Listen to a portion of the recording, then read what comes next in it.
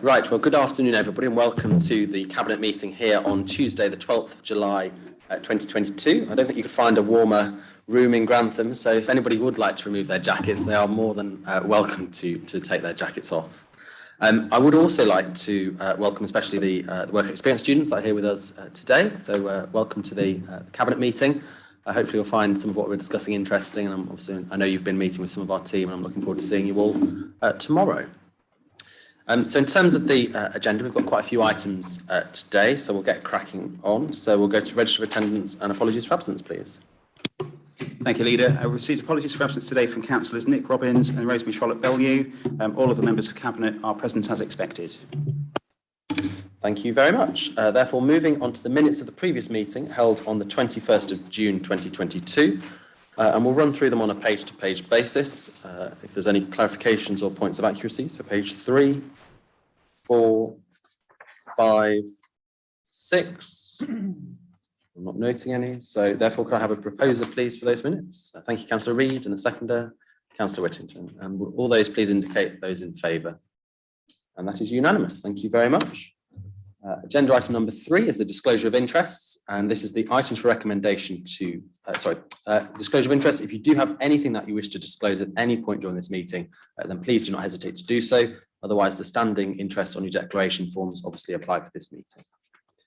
Therefore, moving on to items for recommendation to Council, and the first item is the UK Shared Prosperity Fund, and that is a report which will come from myself.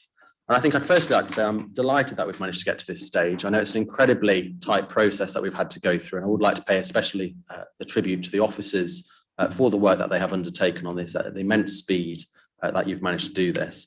And in terms of the UK Shared Prosperity Fund, this for us is really a significant opportunity to secure substantial investment for our district. And this is the government's domestic replacement for the European Structural and Investment Programme. So this was launched back in on the 13th of April 2022, providing around £2.6 billion of funding for local investment by March 2025.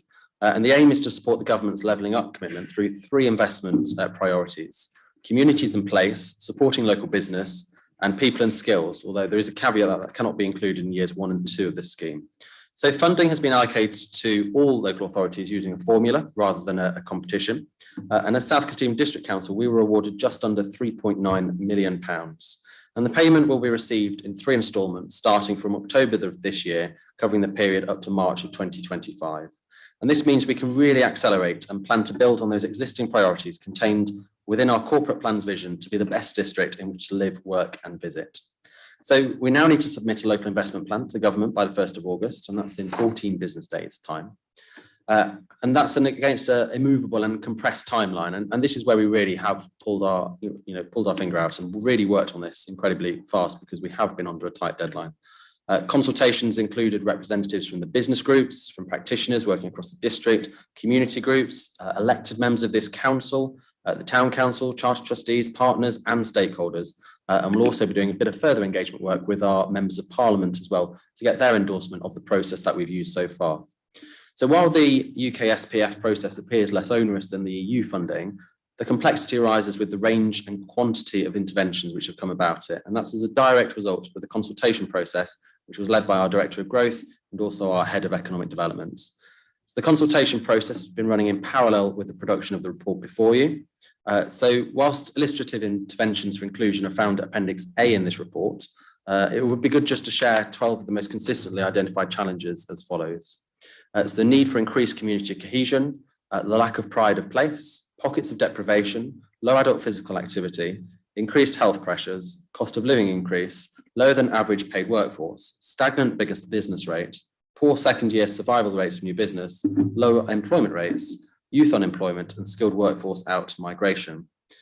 And hopefully with the extensive consultation, the 5 clear investment activity themes will help to address this. And at this stage, through our investment plan, we need to evidence to the government the challenges and local needs and provide those headline insights into the investment themes. So the specific detail needed for each project and activities that would then sit under that will be required later in this autumn, where we'll do another extensive round of consultation with our elected members and with the community and business groups. So the next steps is that in terms of the governance and the decision-making process, is obviously the report firstly recommends the proposed interventions gathered by the consultation process, and that will form part of our plan for the submission to the government's consideration. And then secondly, we're seeking the Cabinet's approval to give delegated authority to the Chief Executive, the Section 151 officer, in consultation with myself as Leader of the Council and the Deputy Leader of the Council, to allocate funding between the approved interventions within the investment plan. And it's, many have shared a keen interest in ensuring this money goes to the areas most in need in a fair and transparent way. And this really will touch all four corners of our district in terms of our towns, but also with our rural areas as well. So as I said earlier, I am delighted with the consultation that we've undertaken, particularly with the community groups and members of this council. And I hope all Cabinet will be able to endorse the plans put before us today, before we then get into the more detailed plans of what the specifics are in terms of the funding. So I'm happy to open up for questions and debate. Councillor Reid first, then we'll go to Councillor Mason. Thank you very much, Leader. Well, first and foremost, the comprehensive input, and I think it should be well complemented. The length and breadth of the consultation that's actually taken place, and indeed the way that we've arrived at the result that we have in the 12 particular initiatives. And of course, the one that matters to me most and foremost is the cost of living, which I voiced an opinion of that very early on. And now we move on to the next part of that, and that is, of course, in the should we be awarded these funds, the individual projects. And I think my mind amongst those individual projects actually probably leans towards match funding, where I think we might get most for our input and our monies. I'll leave it at that. Thank you. No, thank you. And this funding is extremely welcome for our district, and hopefully it will encourage further investment into our area, and particularly around jobs, and also about community in place. So hopefully it will stimulate our local area. Councillor Mason. Thank you, Leader. I think this is a fantastic opportunity for our districts, and I'm really excited at the prospects of what we could achieve with this from the areas that have been identified. The team has done an incredible job. Nicola McCoy-Brown, John Hind, and the team has pulled all this together in such a short space of time. But I do have a couple of questions, if I may, please. On point 1.1, it states it is expected that the investment plan writer will transition to the council's programme manager. Will this person's time be split between the other Leicestershire authorities as well? And do we have confidence that if their time is split, that their responsibility for the overall integrity and coherence of the programme is achievable? And also, Business Growth Lincolnshire Hub provides valuable support to our businesses in the district. Can you outline to me how this agreement will be monitored to ensure that our businesses are benefiting in a fair way? And can I have assurances that we will be able to shape these services? Thank you. No, thank you. You've raised some really good points there. So in terms of the Council's UK SPF Programme Manager, so once the bid writer has provided the relevant services to the authorities they are currently working in, they will then cease to provide those services to other authorities, and the expectation is then it will be moved permanently to us as the Programme Manager for us in South Kesteven. So we've got that assurance, and we've got no concerns with regards to that. In relation to the Growth Hub and the support that does provide, I mean, if we look back at what it has provided in recent years, we've had over 600 businesses engaged with, over 400 businesses supported at both a medium and high intensity area. And particularly in terms of the percentage of the businesses supported by SME employment numbers, 80% of that support goes to employees between 0 to 9, about 15% of 10 to 49, and then 3% for 50 to 249, which is quite normal for our district in terms of the breakdown of what our business sizes are. And I think as part of their detailed presentation to us in terms of those services, we need to be very much sure that we are getting the best value for money out of that. And that's then for us to shape as an organisation, and for us to also temperature check on a regular basis to make sure that we are getting the best value for money out of that. So I know we've got incredibly close relations between our Head of Economic Development and our Director with the Growth Hub to make sure that we get our fair share of support from that. And I know this bid from the Growth Hub is also being looked to be supported by across all Lincolnshire authorities as well. So I know that it won't just be us asking the same questions, it will be all the other councils as well. Councillor Whittington.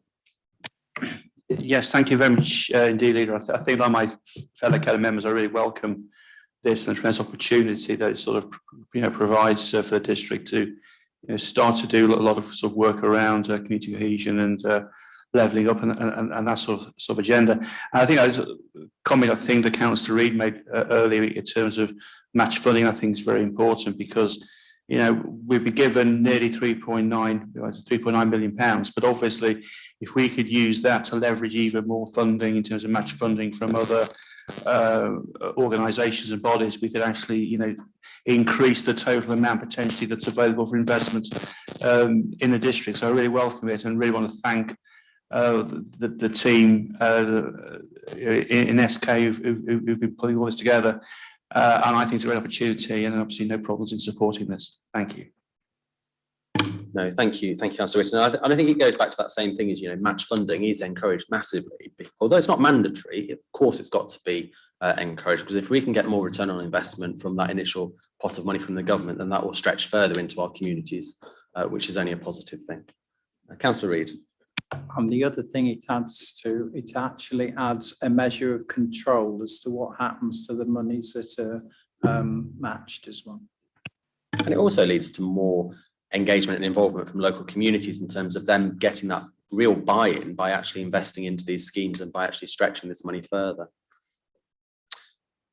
Okay, so I'm very happy to propose this report. Do we have a seconder for this one? Councillor Mason, thank you very much. And therefore we will just look at the recommendations on page 7. So we've got recommendations 1 and 2, and all those in favour, please do indicate. And that is unanimous. Thank you very much. Therefore, we move on to the items for Cabinet decision, which are key. And the first one of that is the housing allocations policy. And I'll move to Councillor Reid, please. Thank you very much, Leader. A housing allocation policy determines who can join the housing register for social housing and determines the level of priority which will be awarded based on the applicant's circumstances. The Council is wishing to adopt a new housing allocations policy in the context of local housing need and in response to current legislation and national policy changes, including those relating to domestic abuse and the Armed Forces Covenant. It is paramount that we review and adopt a fit-for-purpose policy that is representative to our district's need, and this enables housing to be provided to those in the greatest housing need. There has been a full review of the process for our housing allocations policy, and consultations ran regarding the new policy to allow residents and stakeholders a voice to influence a further direction. The proposed housing allocation policy details our updated priorities for allocating social housing, which provides us the opportunity to better match the local needs with suitable housing and to our housing resources as effectively as possible. To me, it's a good way forward.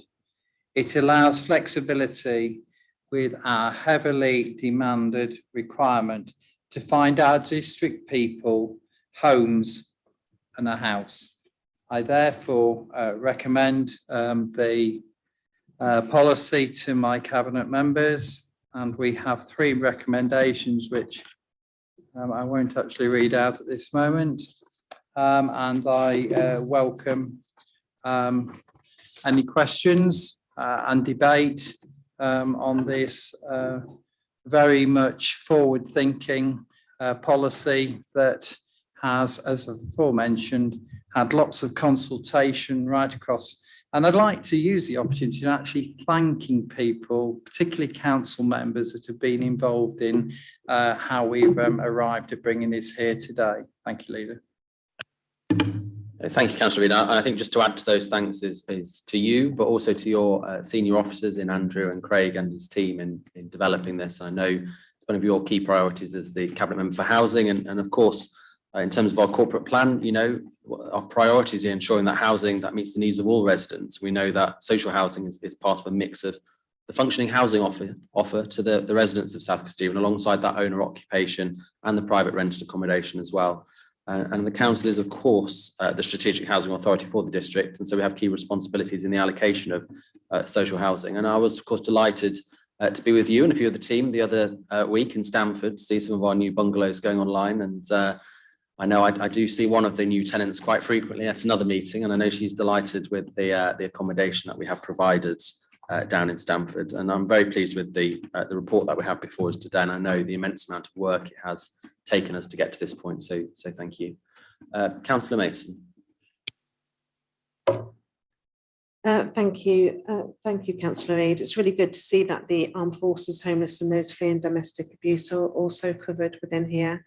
In the draft policy on page 54 of the agenda, point 5.2.3 states that if someone bids and then later refuses the property, they may incur a penalty. It then goes on in point 5.2.4 to state that auto bids may be set in certain circumstances.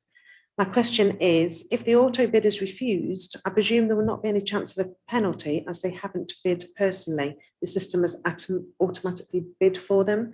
So if you could just give some clarification on that, please. And secondly, on page 64, where you've got housing conditions, needs and examples, a couple of the rows doesn't specify whether it's the private sector or owner occupiers included, whereas other examples specify this. So I was just wondering whether clarity can be put within this table. Thank you.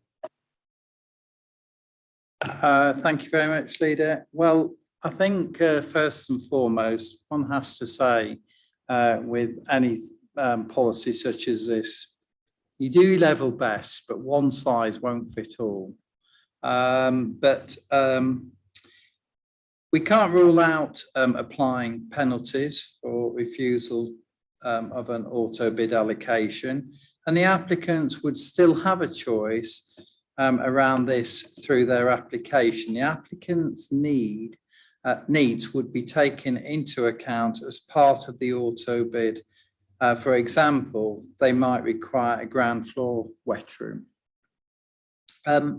Moving on, and I thank you for your concern, Councillor Mason, and that is that the private sector and owner occupiers included, well, this would be considered in line with the current homelessness legislation, but all other criteria would still apply. For example, their homes and buildings insurance may pay out, which would enable the applicant to meet their housing need. And there are other circumstances besides. I trust that I've answered both questions correctly. Thank you. Do you have any further comments on the housing allocations policy? No? Then Councillor Reid, I presume you're happy to propose? Yeah, I am happy to propose. There's one thing I always hate about recommendations, and I know this morning you have reminded me that it is national government criteria as well, but I do hate that we note the contents. However, I'll go along with it. Of the report and the proposed allocations policy. I thank everybody for the input as aforementioned, and also that we approve the housing allocation policies in number 2, and 3, that Cabinet directs to the Director of Housing and Property Authority to make minor amendments to the policy as needed by the changes to regulation and legislation as would be sort fit. Thank you very much. I will propose. Thank you. And Councillor Stokes has indicated he will second. Therefore, we'll move to the vote. So all those in favour, please to indicate. And that is unanimous. Thank you very much. Therefore, moving on to agenda item number 6, which is the remediation costs for Turnpike Close in Grantham. And this is a report of Councillor Reid, please. Thank you very much, Leader. The council purchased Turnpike Close site in Grantham as a potential site for the relocation of its depot from Alexandra Road in Grantham, which is included as a priority in our corporate plan. And before going on any further, Grantham and our district is growing, it's growing in its housing needs, and therefore one of our major frontline services in our refuge collection needs to expand with it. The site itself is shown in Appendix 1 and is a prime location which has access onto the A1, but is uneven and requires some works to remediate its advance of any construction. Therefore, it is proposed that the site is dealt with in 2 phases. These civil works to prepare the site, and then the council will be asked to consider a budget for the consultation of the new depot. The works that are required at this stage 1 are to remove the slab, foundation and hearth standings and crush the materials to stockpile it on the site, as it may be able to be used as part of the construction. Phase 2.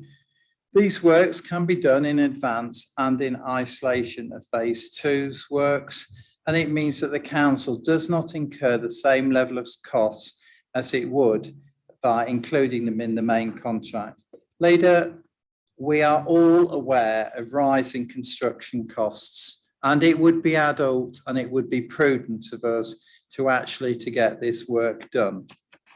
Therefore, there are 2 recommendations in the report, which are as, I don't think I need to read them out, as follows, and I'll be happy to take any questions on this intended work from members. Thank you. Thank you very much, Councillor Mason, and then Councillor Whittington and Councillor Stokes. Thank you, Leader. Thank you, Councillor Reid. My concern is that we're spending money on the demolition at this stage before we know what the ultimate cost of the project will be, or whether indeed we can afford it. It clearly states the council will need to undertake external borrowing for this project, which is a concern, and I appreciate the drawings and scheme design needs to continue to enable accurate costings to be provided, because at this stage we just don't know how much it's going to cost. So my question is it better to undertake this now or wait? And also point 13.3 states ODD for appointment of Leeds Advisory Limited. Just for clarity, can you just advise me what that means, please? Thank you.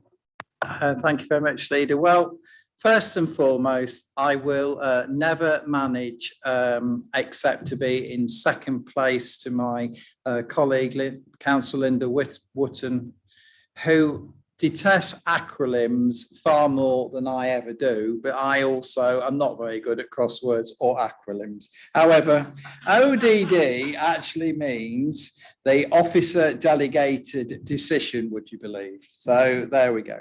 Now, more seriously, it's a good question. Thank you very much, Councillor Mason. I'm really pleased that you should ask it. And in actual fact, it does something else for the confidence in the asking that we are here today with. The site will require a level of remediation. It's extremely uneven, as we've mentioned. And indeed, it'll have to be done before any further work can commence. Should the development, and I do reiterate the word should the development not take place, the reason it's a good question is actually this would be a fallback position, that if it was more saleable, if it became a more saleable site, then potential purchasers would discount the price anyway if this remedial work hasn't been done. And I'd like to just expand a little bit further. I mean, I love talking. The design team, including the quantity surveyor, have run the costs of including the civil works as part of the main contract construction project. And the increase this would have is approximately £1 million onto the main contract in the essence that the main contractor would get the smaller civil companies to do the works, but it would include all their prelim supervision and on cost to the price. By going direct to the smaller civil companies, the council will not incur the same level of costs on costs. So I think I probably stated the case. Thank you. Yeah, thanks, Leader. I'm supportive of this for the reasons the council readers just actually outlined. Yeah, this work does need to be done, whether it's done now or next year. It has to be done either before the site is developed or if the event that we don't decide to proceed with the depot, the site is subsequently disposed of, the work will have to be done. And with inflationary cost pressures at the moment in the construction industry, if you postpone this work for another year, potentially you could be looking at another 20–25% on top of the current cost. As Councillor Reid has outlined, it's cheaper to do this work in advance of the main contract. So for me, it's something we should support. It's an approach we've also taken with St Martin's Park site in Stamford as well. So for me, it ticks all the boxes in terms of operationally the right thing to do and also financially the right thing to do. So I'll be supportive of it. Thank you.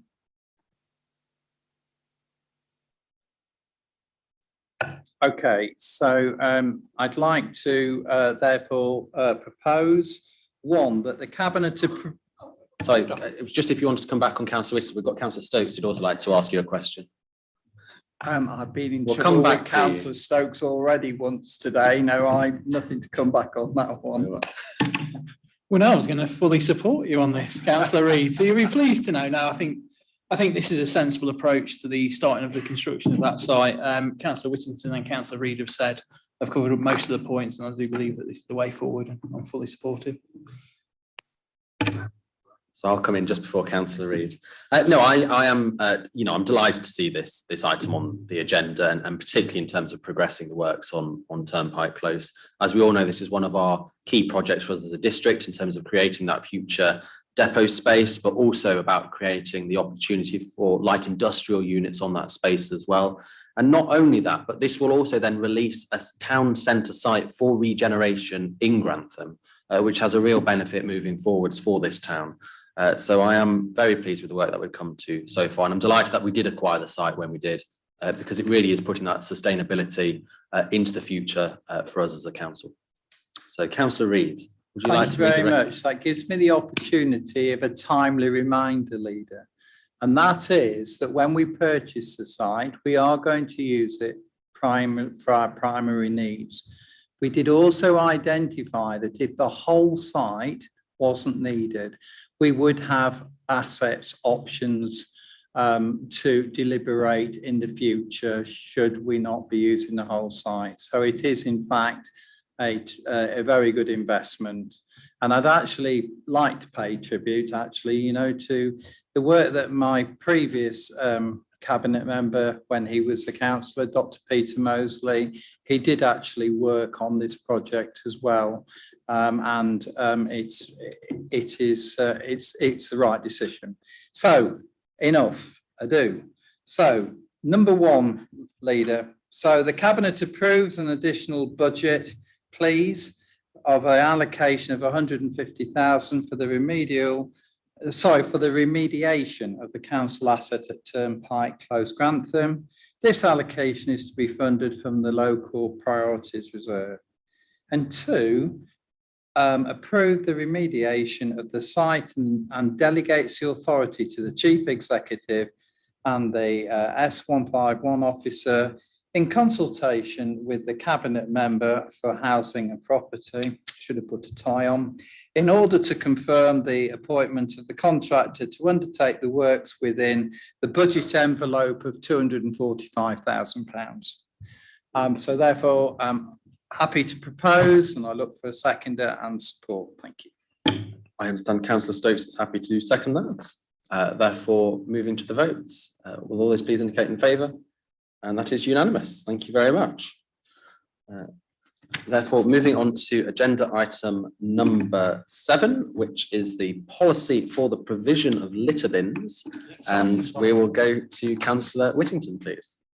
Yes, thank you, Leader. I think in the context of the previous items, it's probably not the most exciting item that potentially is going to come before Cabinet today. But it is quite an important one because at the present moment of time, there is no actual sort of official litter bin policy for the council.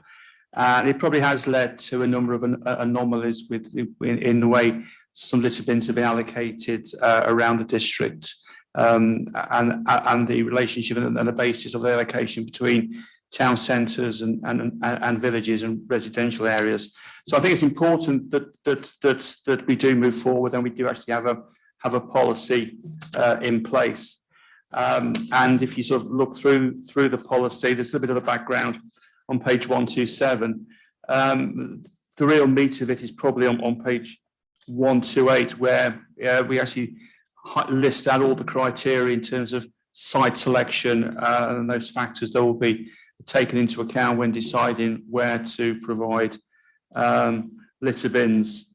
I think I know in the past there's been a little bit of sort of potential issues that have arisen between parish councils and different villages, saying, "Oh, we've got two bins, and why it's a similar size village got 3." And I think historically there has been a little bit of sort of, in the absence of a policy, there probably has been a little bit of a sort of an ad hoc nature to the way some bins have been allocated. So the intention of this is, with a set of agreed criteria, we should actually have something that's there, nice and objective, that when people are making requests for additional litter bins, we actually have a set of criteria with which to follow. And again, the policy then sort of goes on and talks about our recycling bins and also the way in which we will continue to empty, maintain and replace litter bins as well. I don't think it's particularly, hopefully not particularly contentious litter bin policy. The 2 recommendations are that the Cabinet approves the adoption of the South Coast Devon District Council policy for the provision of litter bins, and 2, delegates to the Deputy Chief Executive in consultation with a Cabinet member for waste and climate change to make minor amendments to the policy, which may become necessary from time to time to ensure its continued accuracy, but do not affect its intent, its direction or intent. So before we move to recommendations, happy if any Cabinet members got any questions or clarifications. Thank you. No, thank you, Councillor Whittington. And I do, I know we jest at the beginning of this item, but actually, as a ward member representing 5 rural villages in the south of the district, one of the things that quite often comes up is to do with litter bins, about where we locate them. And I think in the past, we've had a bit of a piecemeal approach in terms of requests and in terms of how we administer those. So this, for me, just provides that clarity to not just us as elected members, but also to the town and parish councils across the district. So we have a really cohesive way forwards, and it's very clear. And it is very much about, we want to work with our local communities on this, and that certainly runs through this document. Obviously, it's been through the Environment OSC committee, and they considered the draft policy as well, and they recommended it was suitable for adoption. And like most things, we can always review this in a year's time to check that it's working, and I'm sure the Environment Committee will want to keep a close eye on that as well. Councillor Reid first. Thank you very much, Leader. Of course, we have a balance here.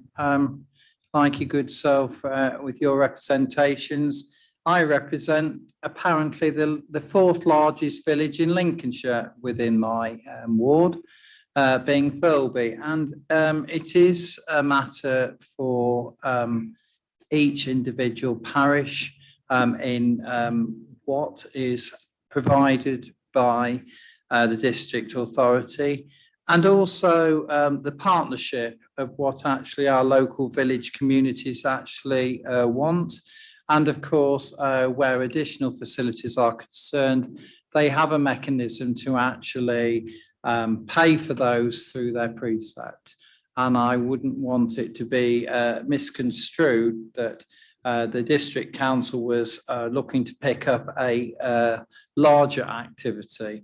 But But of course, what this policy really is trying to also demonstrate is that we don't have 8 bins in one particular area and then a sparsity of them in another.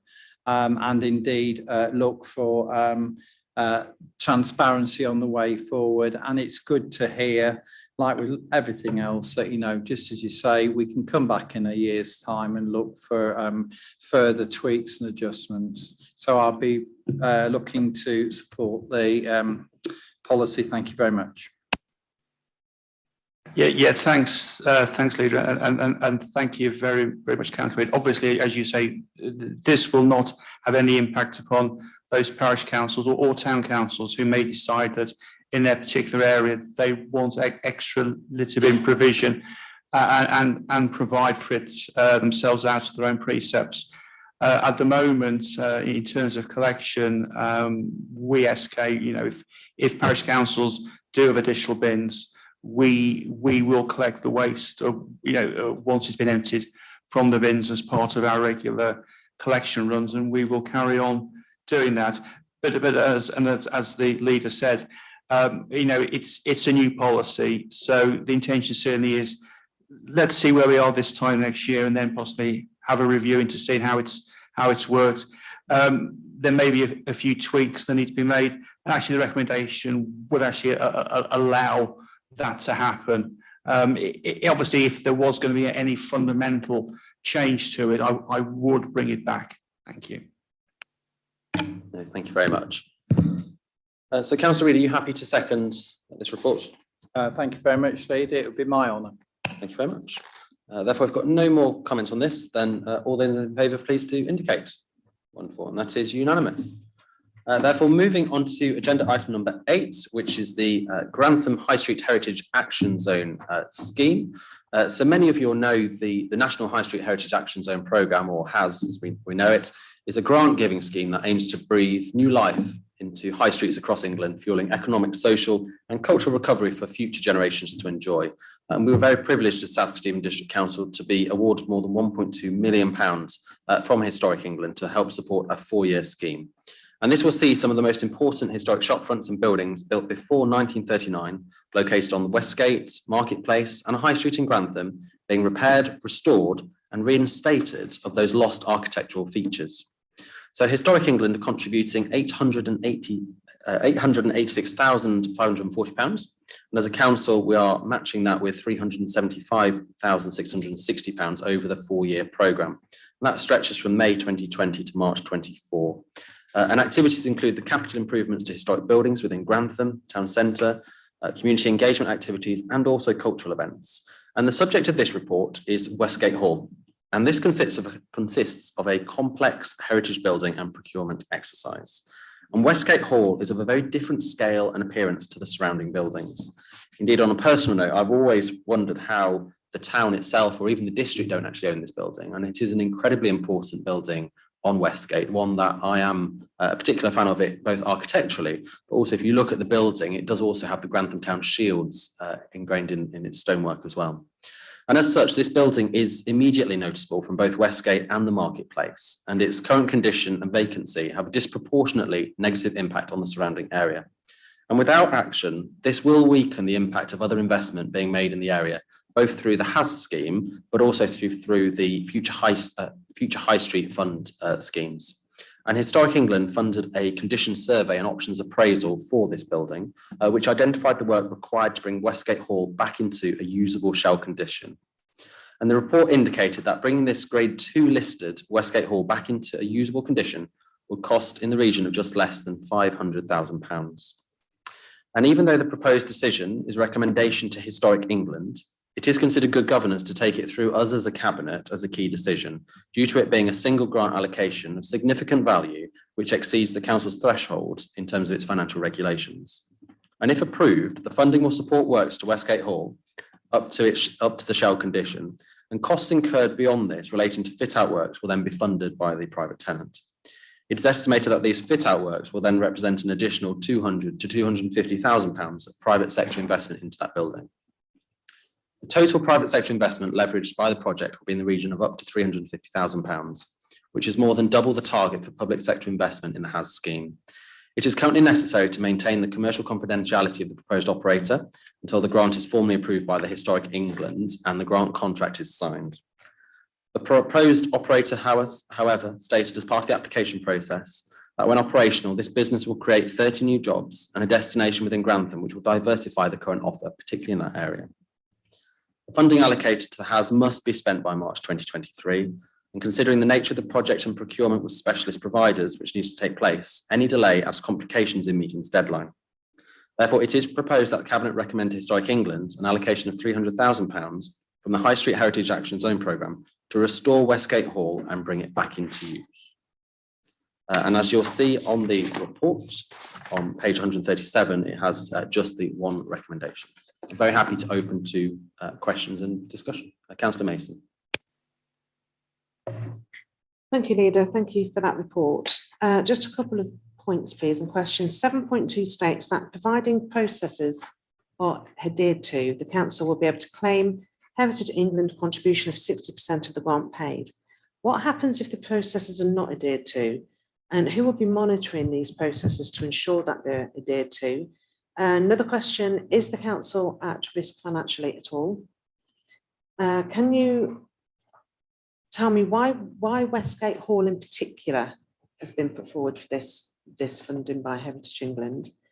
And if the costs spiral, as I note that the costs on page 147 are estimates, who is liable? Can they apply for a further grant? Thank you, Leader. Thank you. I'll address a couple of those points and I'll ask for the technical detail from the further ones. So in terms of the grant, that is paid in arrears and only after the work is inspected by the Historic Action Zone project manager and where necessary also Historic England. And until those officers are satisfied that the works are completed and the procurement was followed, there will be no payment made to the applicant. In terms of the financial risk to South Stephen, as I've just said, the grant payments will be made in arrears according to a mutually agreed schedule, and the grant payments will not be authorised until the works have been inspected and approved by the manager and Historic England representative. This ensures that both us as South Stephen District Council will be able to reclaim Historic England's grant contribution without any issue because it will have already been signed off in terms of us getting that money back. The grant agreement makes provision for the clawback of the grant by Historic England and South Stephen should the property be sold or otherwise disposed of within 3 years of the completion of those works as well. In terms of why this building, I mean, I'd love to show anybody that's interested in terms of this building, and it really is an eyesore on that part of the High Street, part of the wider Westgate at the present time. It is a significantly important building in terms of its architectural design, but also the size and scale of it in that particular area. And until we deal with that particular area of town, I don't think we'll then encourage other investment into that specific area. We're investing in terms of the Future High Street Fund, and this will only add to the increased interest in that particular area of Grantham. So for me, it really is important that we bring this building back into use. I don't know if John or Claire wish to add any further on those answers. I think the only thing I'd say about that, Leader, is particularly in terms of the Westgate Hall is a catalyst for regeneration, particularly in that part of town, but the whole of Grantham per se. As somebody said to me the other day, you notice Westgate Hall more than you do the building opposite, which had its roof burned down a few months ago. That's how significant Westgate Hall is, because that's the place that people see and that's the place that people notice. And to secure the funding for this as part of the Heritage Action Zone over, for example, Public Realms works, the return on investment, the impact on the town and the catalytic effect that regenerating that building can have on the rest of town just makes it an absolutely obvious choice for Historic England to support what we're trying to do. I think just on that, I think a lot of this is also being led by Historic England in terms of their views on that building and for bringing it back into use and knowing the difficulties in terms of the expense of actually bringing that building back into use as well. Councillor Whittington, then Councillor Reid. Yeah, thanks, Leader. I mean, as somebody who sort of living around Grantham majority of his life, I know that that's always been Westgate Hall. It's also known as the Corn Exchange. It's a variety of uses down there. It's been a nightclub at one point in the past. It is an architecturally stunning building in sort of the marketplace in Grantham. I've always felt that over the years that possibly the town's not quite got the best out of it that potentially it could have done. And I know I've been inside it on several occasions, and I can testify that inside it's an architectural, beautifully architected building in there. I think it is important. I think the case has been made that it could, provide a chance to sort of lead the regeneration of that part of the marketplace. So I'm really supportive of this. We actually see this very important historic building, Grantham, being brought back into a usable state. So happy to support this recommendation.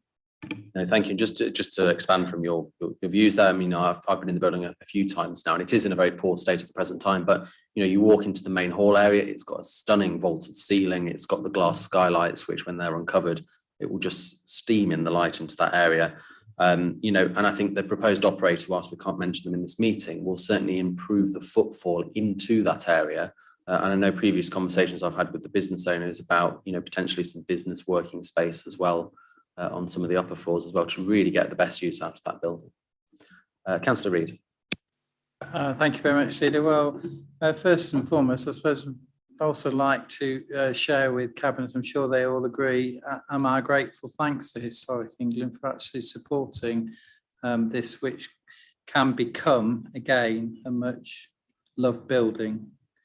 I suppose in training to become a 151 officer, I suppose in looking at the report, one would actually go through, and it has been debated, and as I understand it, there is no risk to the council in any claim back of any monies that are given after the work's completed. So I'll therefore be pleased to support the recommendation. Thank you, Councillor Reid. I'm sure I speak on behalf of us all, and we wish you well on your new career as a Section 151 officer. So I'm very happy to propose this agenda item. Do we have anybody willing to second this one? Councillor Whittington, thank you very much. Therefore, moving to the recommendation, all those in support, please do indicate. And that is unanimous. Thank you very much. Therefore, moving on to items for Cabinet decision which are non-key, and the first item we would go to is agenda item 9, which is the provisional outturn position report for 21-22, and we'll go to Councillor Stokes, please. Yes, thank you, Leader. I'm pleased to present the provisional outturn report for the 21-22 financial year. The report provides detailed information for the following areas: the general fund and the housing revenue account, revenue, capital and reserves position as at the 31st of March 22.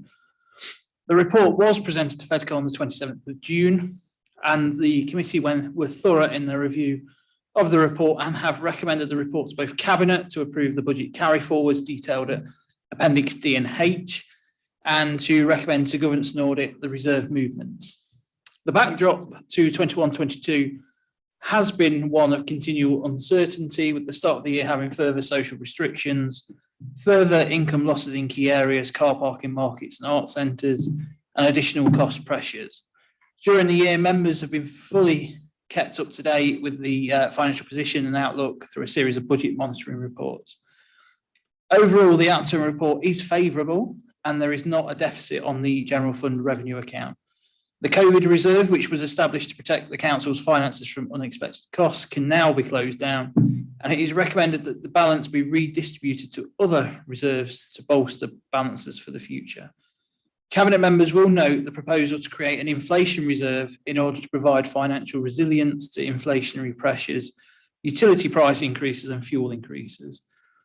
It is proposed that 500,000 will initially be added to this new reserve, but of course it is not possible to confirm whether this amount will be sufficient over the course of the year, and further modelling and forecasting will be and is being undertaken. The same pressures will be relevant for the HRA, and these will be met from the HRA reserves as required. Of course, the new financial challenge will feature in the budget setting discussions for 22-23, as it is accepted that the financial uncertainty will remain in the medium term. Members will also note that the capital reserve balances for the general fund leave the council with the option to fund its capital expenditure by using revenue reserves or undertake borrowing. However, I'm hopeful that capital receipts will begin to be received that will enable the reserves to be replenished, which then can be used as a funding source in the future. The reserve movements, along with the outturn position, will be debated by members again at the Governance and Audit Committee meeting next week. And I turn to the recommendations set out on pages 149 and 150, and I'm happy to propose those. Thank you, Leader. Thank you, Councillor Stokes. And it was certainly despite an unpredictable year that included lockdowns, reduced income, unexpected costs, the outturn position has not had the adverse impact on the overall financial position of the council, which shows the good stewardship that we have over the council finances here of the council. So thank you to you and to your team of officers here. I am also grateful to FEDCO, who continue to monitor the outturn positions throughout the year. Particularly, I'd like to thank the previous chairman, Councillor Graham Gill, and also the new chairman, Councillor Helen Crawford. And I know we'll continue to have a very supportive relationship with FEDCO in monitoring the position of the financial position that we have as a council. And I do particularly welcome the inclusion of a new inflation reserve of £500,000 in order to protect us as much as possible from price increases. And, we know the price increases are coming down the line. We've all noticed it as in our own households, whether it be our filling the car with fuel to, paying our electric and gas at home, so we're all starting to feel those pressures. So I do welcome that, and I'm sure we'll continue to monitor that as the year goes on. Do I have any speakers from the floor? Councillor Wishington and Mason, please. Thank you, Leader. Thank you, Councillor Stokes, for the report. I think given the sort of financial uncertainties created by COVID and our emergence from it, I think it's great credit to the council's finance teams for actually bringing the position in at the end of the year as it is. Speaking as an accountant myself, I know of all the hard work that goes into financial stewardship and monitoring and controlling the budgets and the finances. And it's probably fair to say that this is probably, again, to the general public, might not be the most exciting thing that potentially happens at a council, but we know the dangers that can possibly happen to councils who do not control their expenditure and do not control their budgets, and the positions that they can find themselves in. A number of councils over in recent months have had to issue Section 114 notices, which are the equivalent to a company declaring bankruptcy, and all of the uncertainty that can actually bring. And then, you're in a position where you are drastically having to cut back on essential and key services. So financial stewardship is really, really key. And I think it's really a message that's really, really important, I think, for everybody out there to actually understand that without sound financial stewardship, you cannot have a sound council that can go forward and can continue to deliver good quality services and provide value for money. So great credit to the whole team. And like Councillor Cook, I welcome the creation of the inflation reserve, because obviously, going forward, we do know that there are a lot of inflationary cost pressures out there in the system. And I know it's going to cause challenges for the budget setting process this year. I mean, I can remember when I first started working as an accountant in the 1980s, we did live in inflationary times then.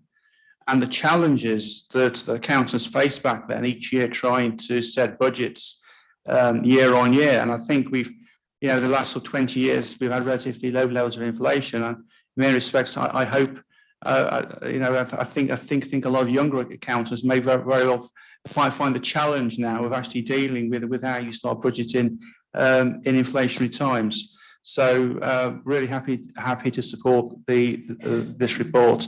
And again, great credit and thanks to all the council's finance staff for this. Thank you. Thank you. I completely agree with everything you've just said there, Councillor Whittington. Just briefly, incredible work by Councillor Stokes and the finance team in very difficult economic environments. I'm just happy to support. Thank you. Thank you very much. I think the thing that particularly strikes me is, apart from everything that's actually been said, that at this moment this is a good news story, is the fact that this has been prepared in a chronological way of the 4 quarters, and all of those have been timely. And that good practice will help us in readiness for a more difficult year, and indeed for Fredco to be able to actually appraise along its journey. I think the other thing is that the outturn has also been an outturn with challenges on our revenue collections as well, that we recognise that those pressures were coming, and that we've been able to sort of steady the ship throughout the year with those adverse situations such as lost revenue in car park charging and some licence fees besides. So I trust that we will be demonstrating to all of our residents within the district that we are moving forward, as the leader has mentioned, with prudence and demonstrating that we will prevail with good housekeeping. And I'm really pleased to be able to support the recommendation. Thank you, Leader. Thank you very much. So we have a proposer. Do I have a seconder, please? Councillor Whittington, thank you very much. So all those in favour with the recommendations on page 149 and on to page 150, then thank you very much. That is unanimous. Therefore, moving on to matters referred to Cabinet by the Council or overview and scrutiny committees.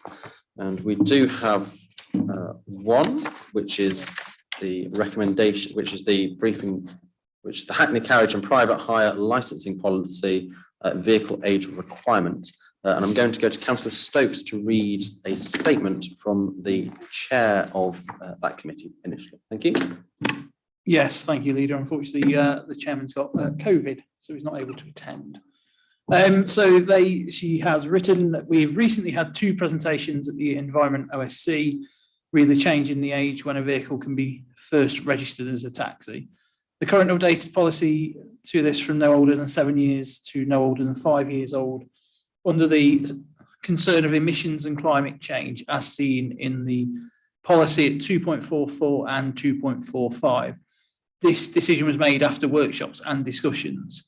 The argument and discussions from the drivers and business owners that came to committee was that the decision was made in a different financial time, that the policy change with the increase in outlay, fuel prices, licensing, insurance and running costs. It was also stated that the trade had been through the worst 2 years due to COVID. One also stated that the trade of South Kesteven was being punished for Grantham Town Centre being in the air quality management area. It was also mentioned that the emission limits could be set at the 6 monthly compliance tests that SKDC insists on, that the age of the vehicle is irrelevant to this. It is being asked if the policy could be changed back to allow for older vehicles to be first registered as a taxi. So that's come from the chairman of the committee. Thank you. Thank you very much for that, Councillor Stokes. Councillor Wharton, would you like to speak first? Would you like me to say a few words?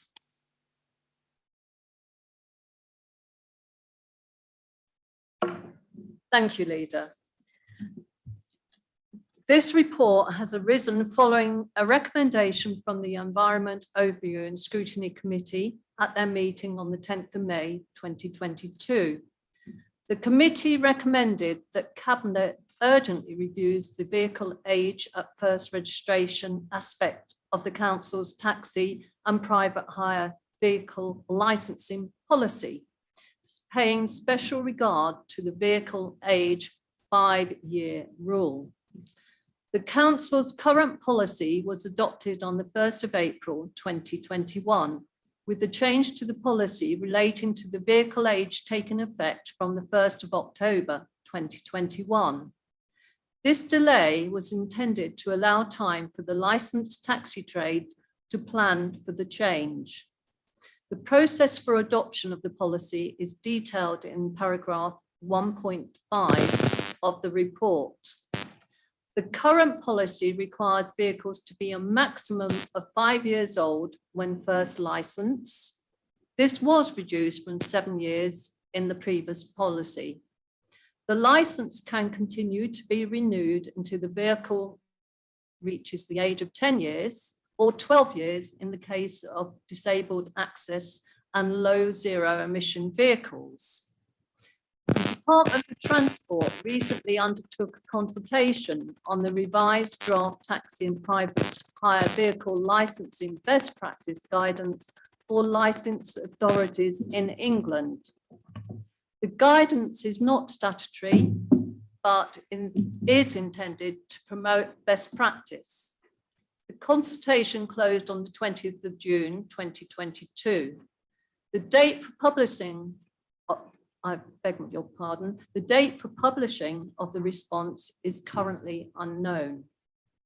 The draft guidance considered the matter of the age of taxi vehicles and suggested that authorities should consider more targeted requirements to meet policy objectives, rather than those solely based on age.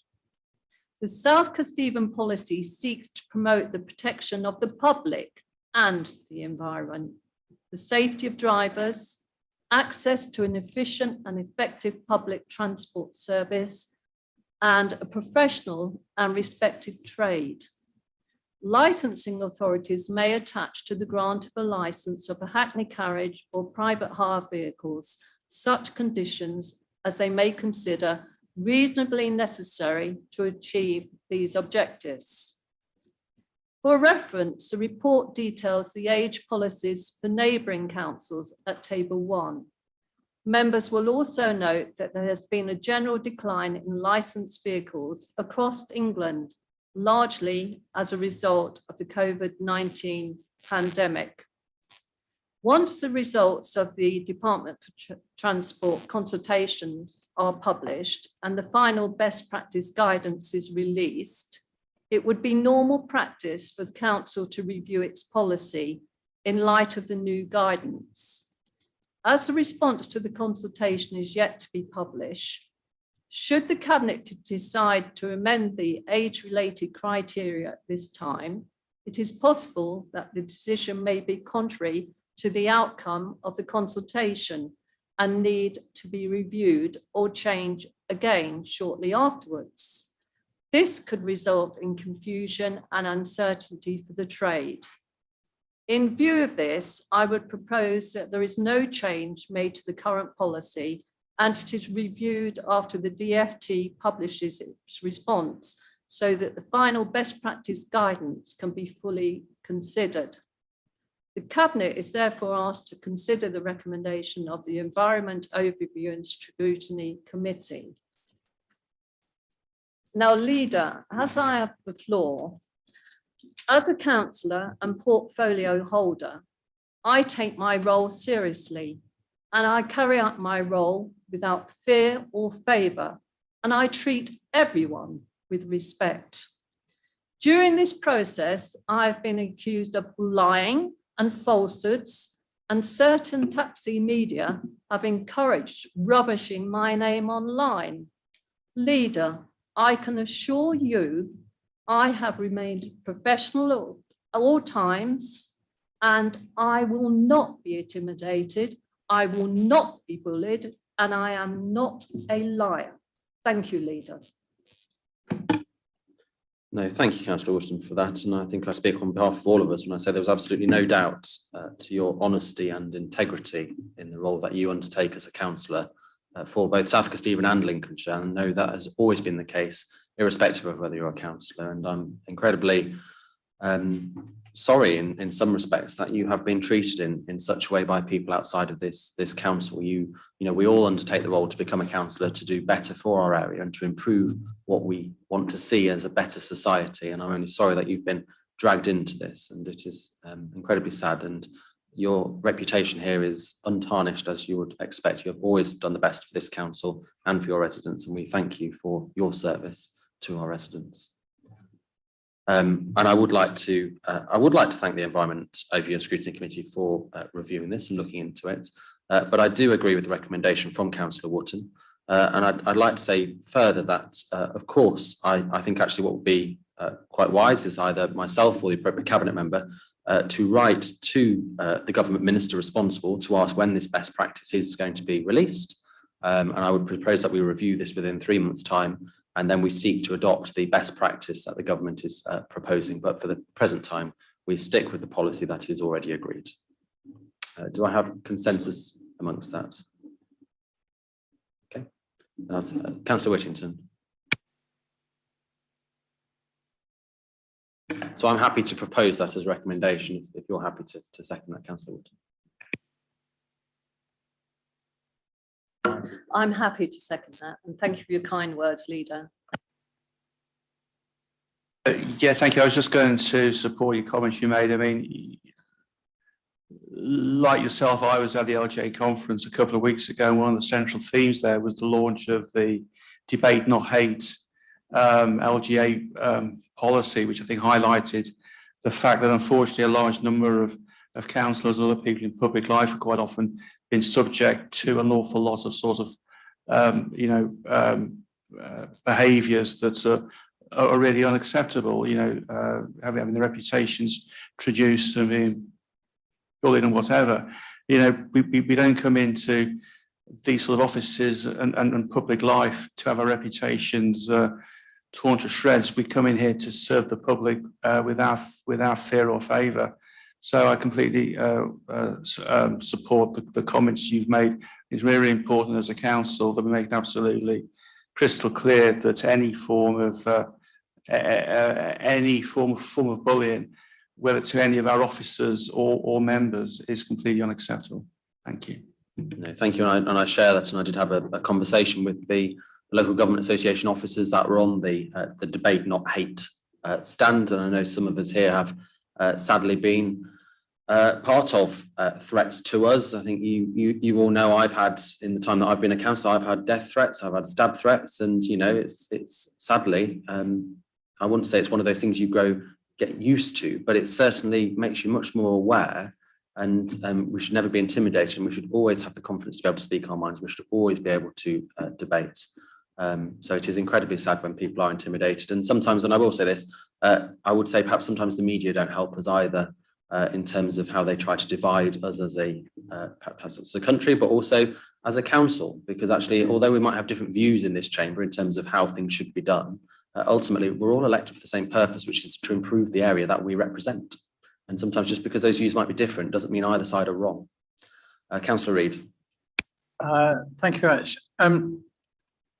It's not just that I support the best practice position, but I think I'd like to also, I've listened to the debate and indeed the representations to be made now over the last couple of years.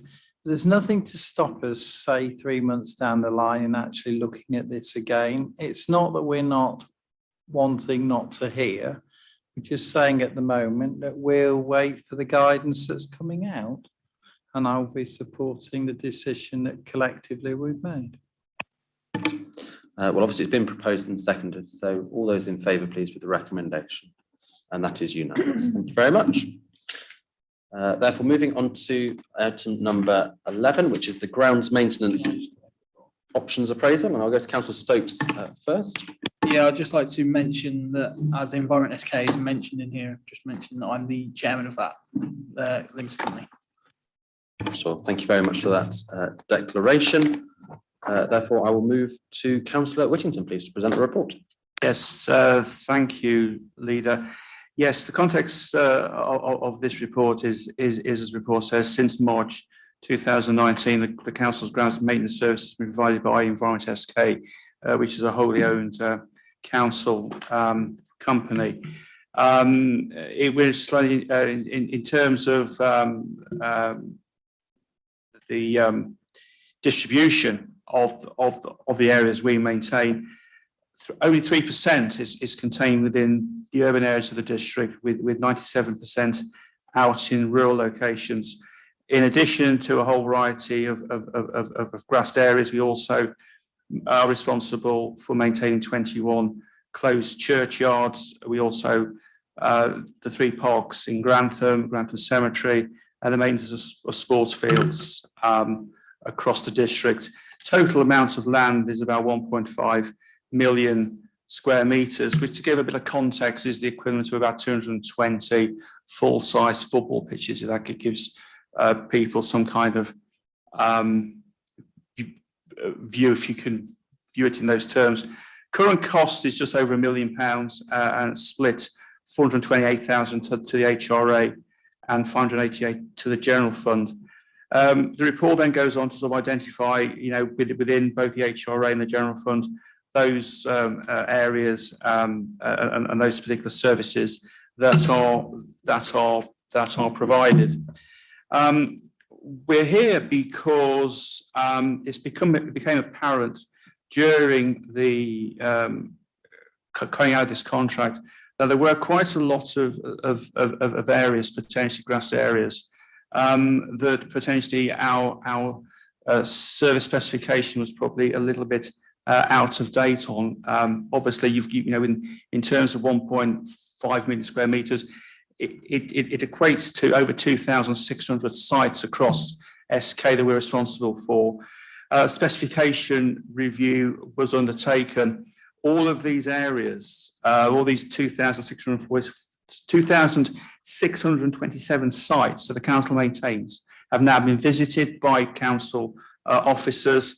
They've all been measured, they've been photographed, and all the information has been entered onto a GIS, graphical information system, which now provides us, probably for the first time, with a really detailed plan of all those areas of grass, and we maintain all the hedges, we maintain all of the flower beds that we maintain as well. And as part of our system, we've also been able to put on via Google Maps, we now have street scenes of all of the sites, and we've got a layer now which identifies the legal ownership as well.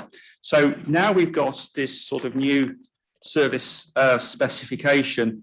We also looked at some of the sort of slight anomalies we had in the system and different pieces of grass, whether HRA or general fund, were being maintained to a different specification, which potentially was causing a number of cost inefficiencies within the system.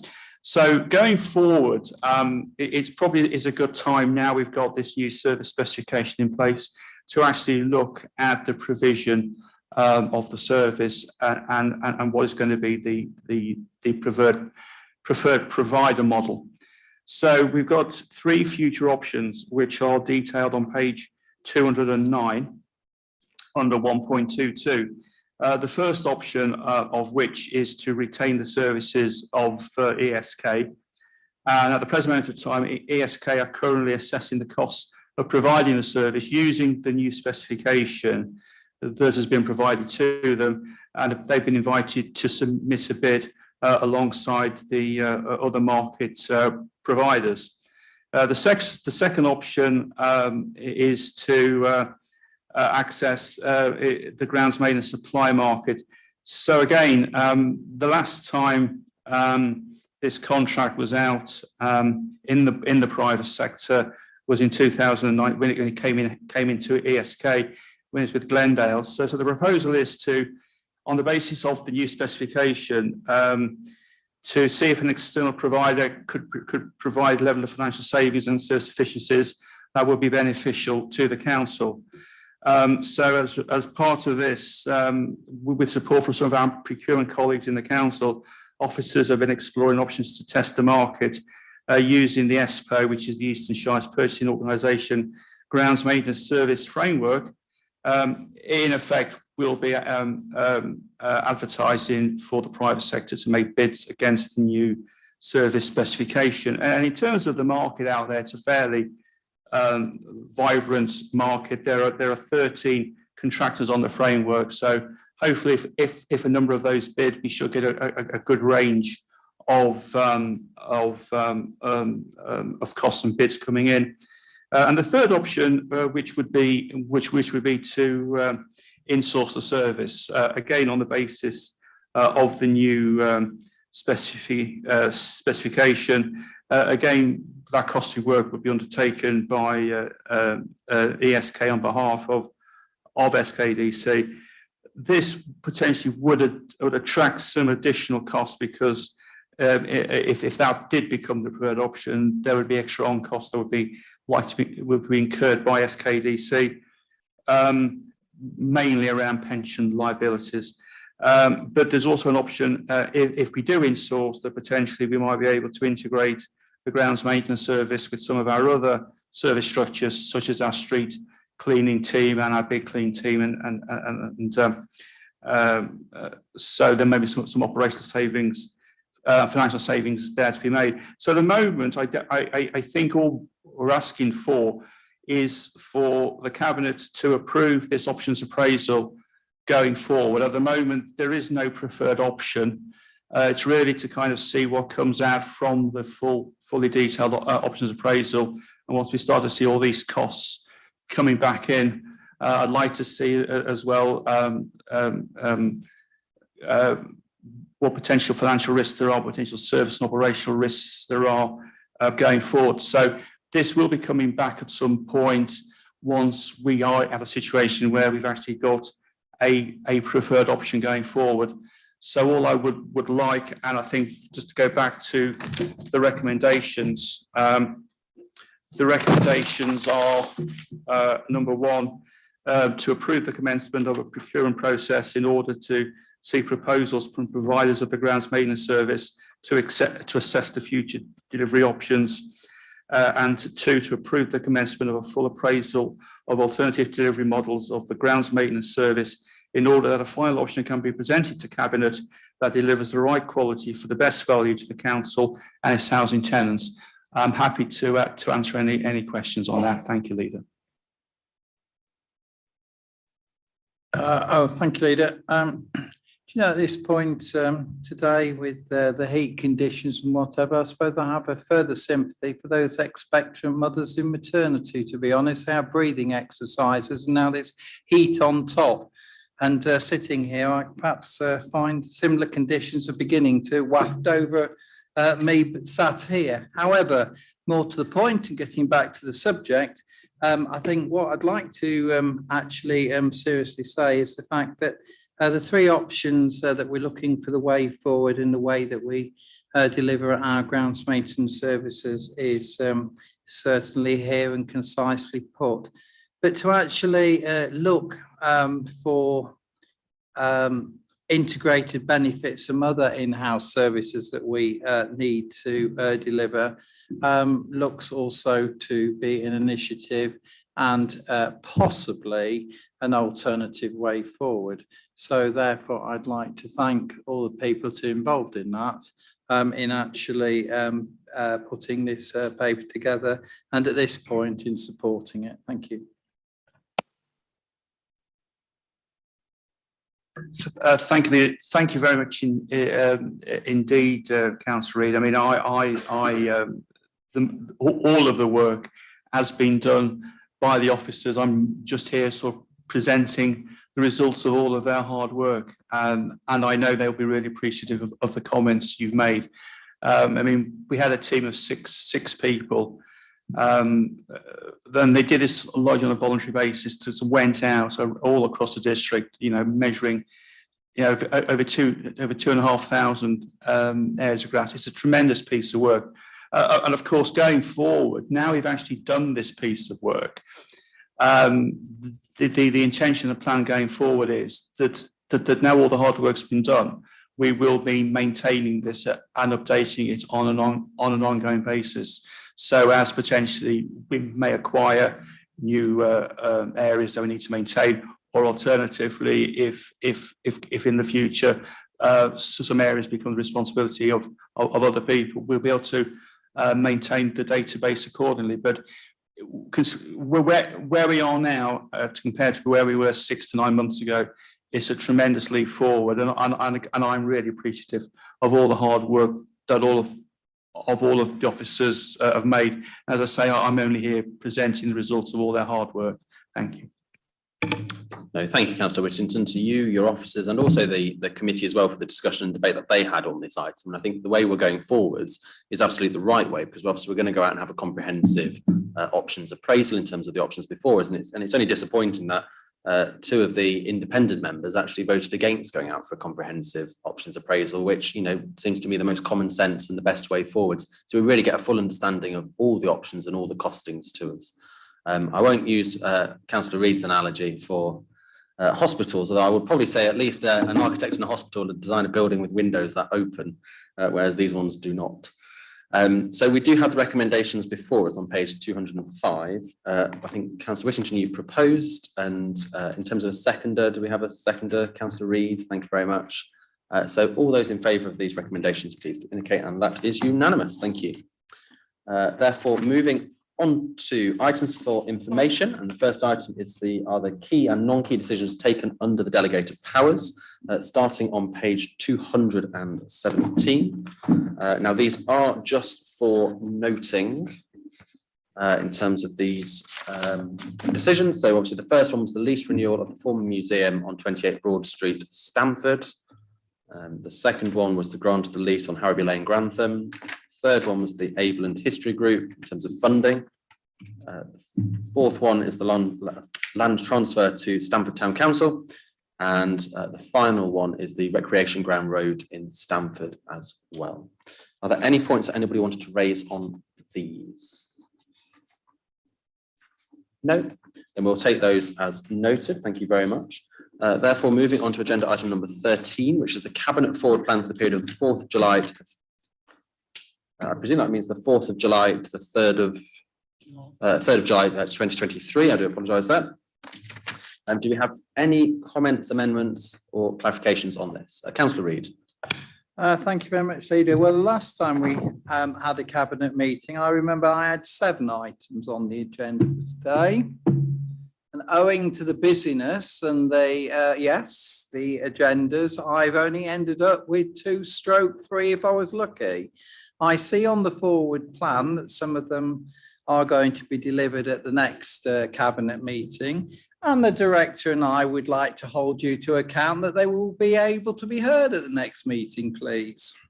Thank you, Councillor Reid. If those reports are ready, they will be on that agenda, and I'm sure we'll welcome those. And I know there's an immense amount of work that goes into the reports, particularly in the housing department. So I don't underestimate the amount of work that has to go through both the scrutiny committee and then on to us as cabinet. But yes, provided they are ready, of course, we will deal with those. So if there's no further... I suppose the point I was actually in all seriousness wanting to make is that they are in readiness, and we do actually, in all honesty, want to move on with them, to be fair. Thank you. Okay, we'll look forward to those at the next meeting. So if I've got some final comments in terms of where we are. So firstly, I would like to, and apologies for identifying this person, but obviously to welcome back Councillor Wotton to the cabinet meeting. It is great to see you here, and thank you for joining us, and it is good to see you back in good health. So thank you for coming along today. And just a couple of final bits from me. So this morning I was delighted to be back on St Martin's Park in Stamford with Debbie Roberts, who's at the back of the room, and the team from GFT Tomlinson's and Mick George. The demolition works are moving at an incredible pace, and it's amazing about the level of demolition that's been undertaken. I actually did a walk and a talk interview with the Stamford Mercury as well, just basically highlighting some of the features on that site about the 1904 building, but also in terms of the demolition. It's fantastic to see that coming ahead. And then finally, just a couple of items that I just wanted to raise very quickly, which was actually around the disappointment actually in terms of some of the local reporting that we may have seen to do with the scrutiny review. And I think incredibly unfair about the comments that have been made about both us as an administration, but actually in terms of our officers as well. And I think I would just like to clarify, and I have sent this to the local newspapers in terms of the Mercury, the Journal and the Lincolnite, because they've all published an article on it. And it is that as the Conservative administration, we invited the Centre for Governance and Scrutiny to undertake a review into the cross-party overview and scrutiny undertaken at South Kesteven District Council. And at the time that report was received, we were still dealing with the coronavirus pandemic, supporting both our residents and businesses at a critical time. And following this, we completed a successful peer review into the organisation led by the Local Government Association, and the Constitution Committee have completely overhauled the constitution of this council, and that was approved at our last full council meeting. We now have a new constitution in place alongside a restructured democratic services team, and our focus is now, of course, on the findings of that scrutiny review, which will be debated at the next Constitution Committee meeting. But I just want to assure members, because I have read the slightly biased article, that we do have very robust meetings here at South Kesteven. Both myself and Cabinet members are invited to attend and present at a whole range of scrutiny meetings where members ask a range of questions on a number of topics. All members have the opportunities to ask questions at full council, join our Cabinet meetings, as well in the call-in process for those key decisions that are made. So this report that we commissioned is about how we can continue to improve our scrutiny process, which involves all members of the council and not just the Conservatives. And that is the clarification I'd like to put on the record, because I think that's only fair to say, and I have sent that across to the media as well to make sure that they've heard our voices heard. And the final item, was it on the scrutiny review, Councillor Reid? Yes, it was actually, because negative remarks made to us in this way. I understand they're even getting collective media attention from the north of our district with BBC News. And I'd just like to hope that what you have just declared and said, which I'm sure all Cabinet members and indeed officers actually endorse in what you've said, they might actually take a little bit of notice of, and that would be to uphold the truth, would it not? I don't think I could say that better, Councillor Reid. Thank you. And on a final note, obviously on Thursday, we will be having a small referendum in Stamford, which is the Stamford Neighbourhood Plan. So as a resident of Stamford, I will be voting, and I encourage anybody listening that lives in Stamford to support the Stamford Neighbourhood Plan. And I know it's been endorsed by a number of individuals and the Town Council, and obviously we look forward to the results of that on Thursday. But otherwise, it is just gone 3:25. It is incredibly hot in this chamber. So I'd like to thank you all for attending, and I look forward to seeing you all soon at our next meeting. Thank you very much.